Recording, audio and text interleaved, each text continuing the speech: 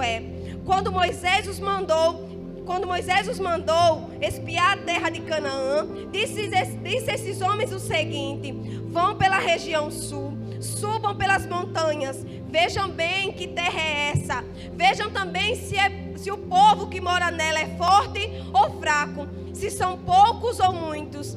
Vejam se a terra onde esse povo mora é boa ou é ruim, se as suas cidades têm muralhas ou não. Examinem também a qualidade da terra, se é boa para plantar ou não. Vejam se há matas, tenham coragem, tragam algumas frutas da terra. Estava na época da primeira colheita de uva. Versículo 23.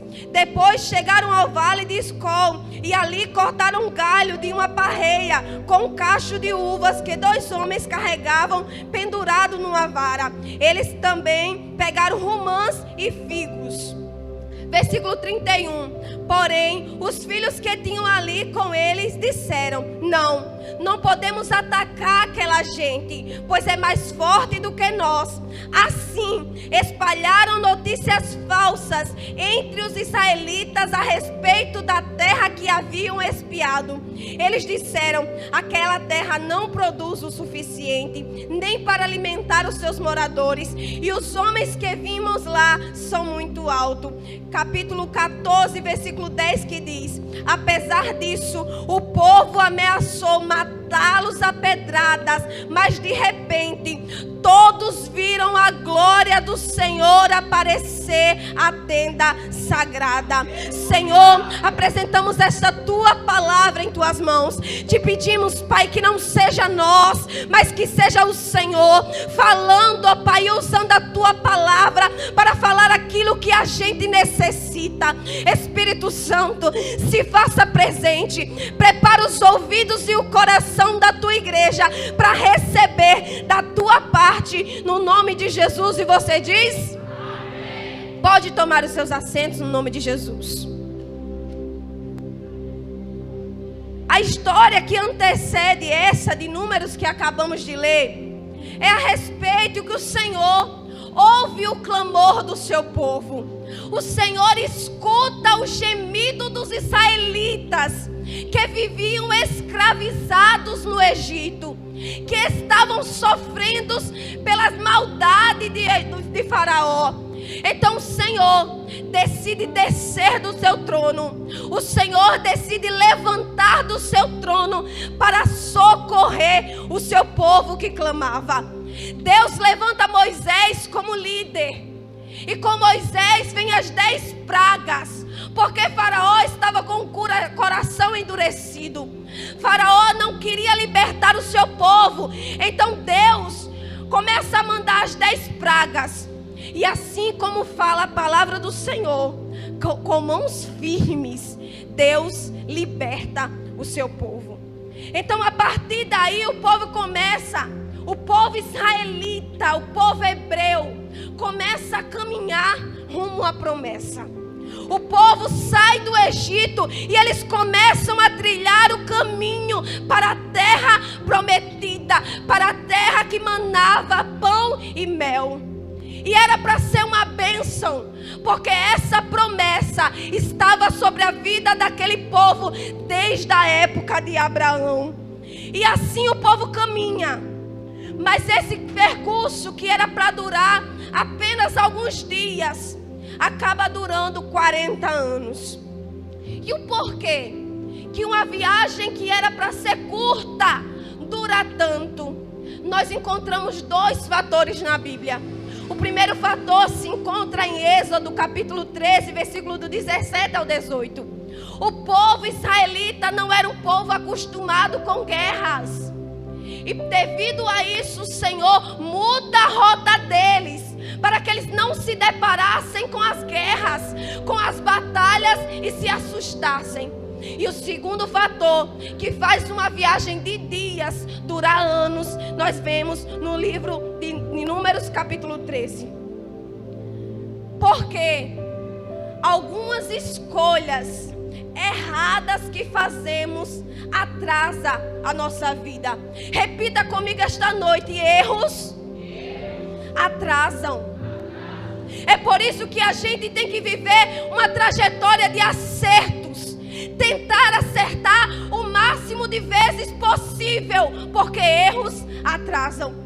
Quantas vezes, por escolhas erradas suas, não foi tardadas promessas que já eram para ter acontecido?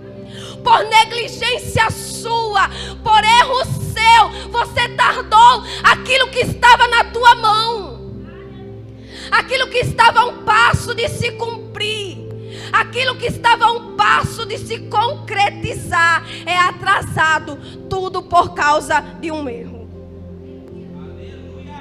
E é isso que está acontecendo com o povo israelita.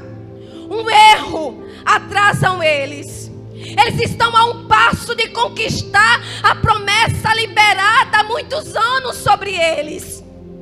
Estão a um passo de herdar uma terra boa. E Moisés, como líder obediente e homem de Deus, sabendo que a terra estava próxima para eles conquistar, eles enviam 12 espias por ordem do Senhor para observar a terra.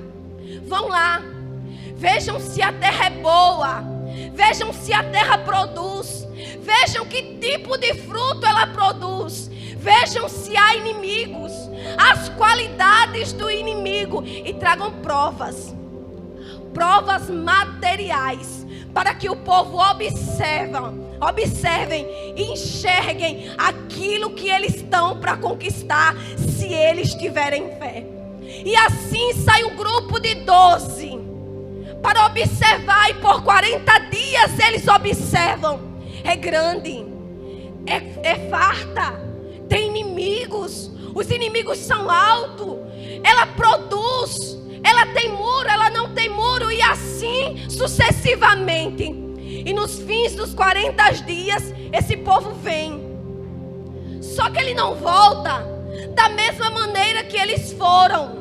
Eles vão em um grupo unido de 12 pessoas, mas voltam em um grupo separado de 12 pessoas. Foram em um grupo unidos, voltam separados. Algo acontece nesse processo. Algo acontece, que há divisão no meio desses 40 dias. E o que aconteceu? Teve um grupo que decidiu crer e acreditar na promessa de Deus. E teve o outro grupo que decidiu não acreditar. Um grupo de 10 que olhou e disse: não acreditamos que Deus pode nos colocar naquela terra. Não acreditamos na promessa que Deus nos dará aquela terra. E um grupo de apenas 2 jovens, Josué e Caleb, disse: eu acredito que o Deus que eu sirvo faz milagre. Ei, eu venho de um Deus que abriu o mar vermelho e a gente passou. A gente serve um Deus que todos os dias envia uma coluna de fogo para nos proteger, e uma nuvem para que a gente não venha perecer no deserto, e todos os dias nos alimenta. E é nesse Deus que eu creio, é nessa promessa que eu acredito. E eles chegam divididos. Um grupo com 10 que não creram, e um grupo com 2 que acreditaram na promessa de Deus. E eles trazem provas, versículo 23. Trazem romãs, trazem figos e trazem um cacho de uva tão extraordinário que é necessário 2 homens para carregá-los. E eu penso que diante desse texto, todos vão se alegrar. Imagina, você vai morar numa terra que é tão farta, que um cacho de uva precisa de 2 homens para carregar. Isso é motivo para se alegrar, é motivo para se empolgar, é motivo para olhar e dizer: ei, é lá que a gente vai morar, é esse lugar que Deus nos deu. Mas o que a gente se encontra é que um povo que não acredita, é um povo que volta separado, não acredita na promessa, começa a olhar e dizer: olha, lá tem muitos inimigos, e os inimigos são grandes. É melhor a gente estar onde a gente está. É melhor a gente ficar nessa situação. Um povo que começa a murmurar, mas esquece o que a palavra do Senhor fala. Mateus capítulo 19, versículo 29, Deus fala: aquele que deixar casa, irmão, irmã, pai, mãe, filho, terras por amor do meu nome, eu darei 100 vezes mais e herdará a vida eterna. E o que Deus fala para você essa noite, não importa os obstáculos, não importa a situação, escolha crer, decida crer, prefira crer, porque as promessas de Deus se cumprem. Então lá estão eles, ao invés de estarem empolgados, nas suas mãos há frutos, mas na sua boca há desmotivação. Na sua mão há frutos, mas na sua boca há desesperança. Nas suas mãos há frutos, mas na sua boca há descrença. E quantos crentes não encontramos desse jeito? A boca fala uma coisa, mas aquilo que está no coração é demonstrado de uma maneira diferente. Na hora que tem muita gente, ela até revela, fala bonito, pensa bonito, mas depois, na hora da empolgação, ele revela aquilo que está no seu coração. A palavra do Senhor fala em Mateus capítulo 12. Ele diz: raça de víboras, como podem vocês que são maus dizer coisas boas? Pois a boca fala o que está cheio o coração. E é isso que está acontecendo com esse povo, com os frutos na mão, mas na boca descrença, com os frutos na mão, mas na boca desesperança, com os frutos na mão, mas na boca desmotivação. Deus não gosta de pessoas desse jeito. Deus visita pessoas que têm um compromisso com a sua palavra, que aquilo que está no seu coração condiz com as suas atitudes. E nesta noite Deus fala para um povo que não foi ali e pegou uma planta em qualquer lugar, mas pelo um povo que carrega frutos produzidos pelo próprio Deus. É isso que Deus deseja para nós. A amostra, ela tem por finalidade fazer você querer mais. Você vai no mercado, tem a amostrinha de café, a amostrinha de bolacha, a amostrinha de doce, a amostrinha de um presunto. Isso é para fazer você comprar. É para fazer você degustar, provar, experimentar e querer levar uma quantidade maior. Só que não é isso que a gente encontra no versículo 31 e 32. O povo de Israel quer se contentar com a amostra da terra prometida. E por mais que a amostra seja boa, Deus não quer que a gente se contente com ela. Deus quer que a gente encontre o lugar que produz mais. E esse culto está terminando, mas os céus continuam abertos para atender e te ouvir. Daqui a pouco a minha mensagem acaba, mas a palavra do Senhor continua mais penetrante que uma espada de dois gumes, fazendo separação.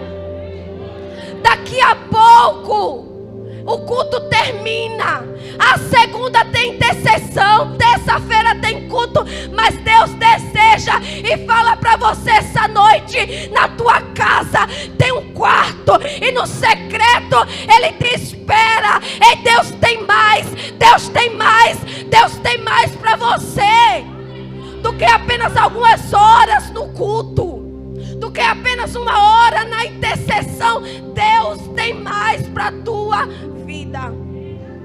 E Josué e Caleb ganham destaque. 10 não acreditam, mas 2 decidem acreditar. E esses 2 ganham destaques.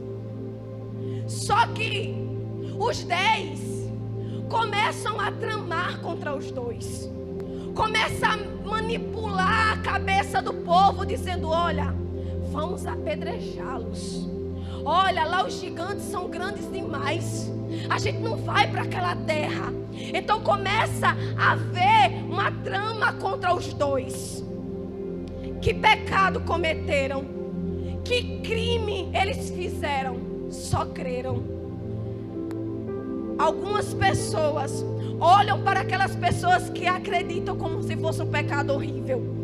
Os olhos de algumas pessoas, crer é um pecado horrível. Aos olhos de algumas pessoas, acreditar é uma afronta. Aos olhos de algumas pessoas, acreditar é uma afronta. Mas para nós, crentes que acreditamos no céu, crentes que sabemos que essa palavra é verdadeira e é ela que a gente segue, e olhamos para o mundo e dizemos: vamos continuar crendo.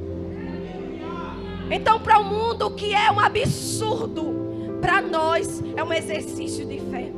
Então, se prepare para arrumar problema quando você decidir crer.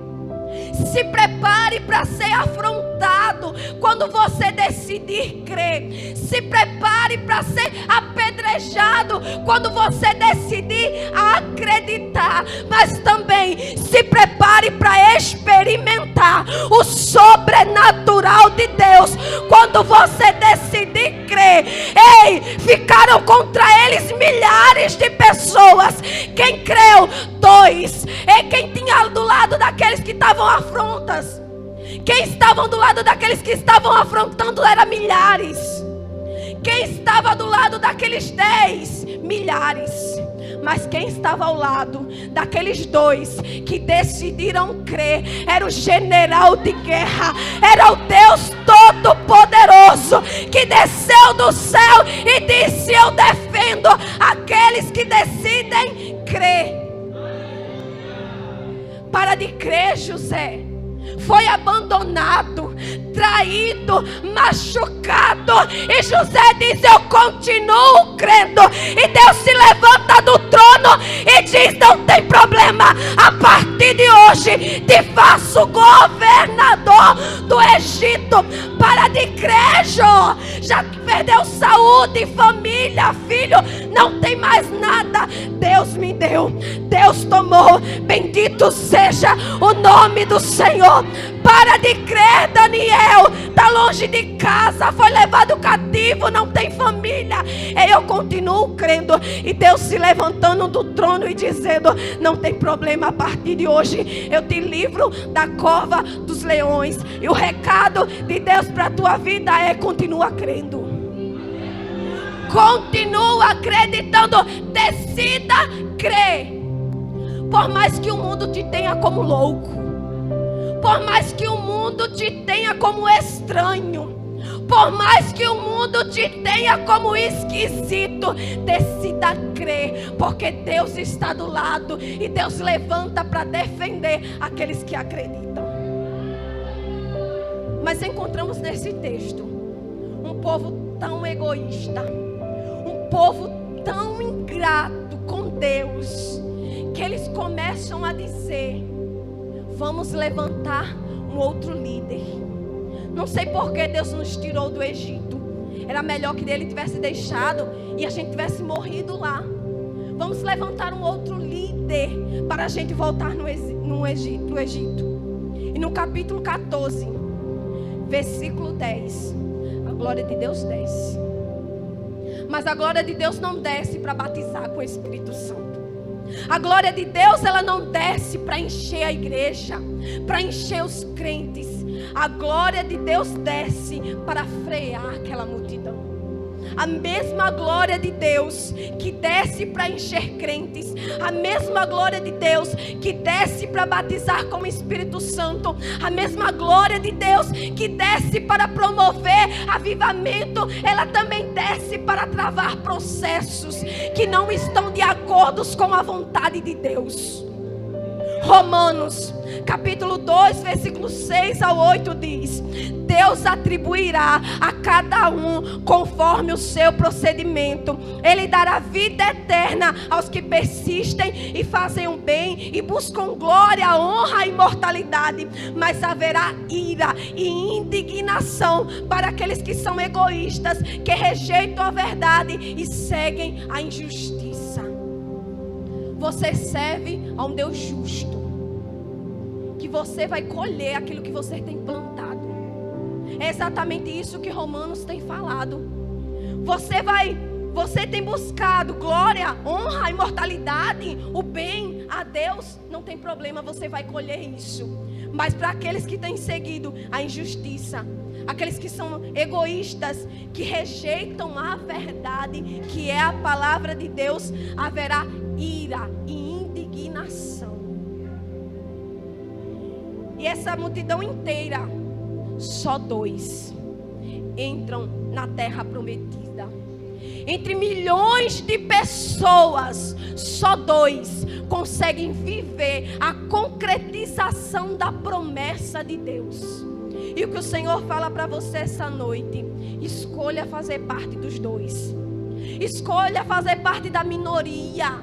A minoria que é apedrejada, a minoria que é criticada, a minoria que é diferente. Não tem problema se o diferente condiz com a palavra do Senhor, condiz com as promessas do Senhor. É essa minoria que você deve seguir. E assim eu agradeço a minha oportunidade em nome de Jesus.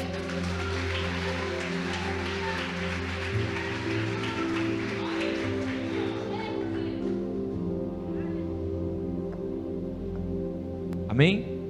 Com essa palavra, queria saber se tem alguém no nosso meio que não é evangélico, mas que hoje quer aceitar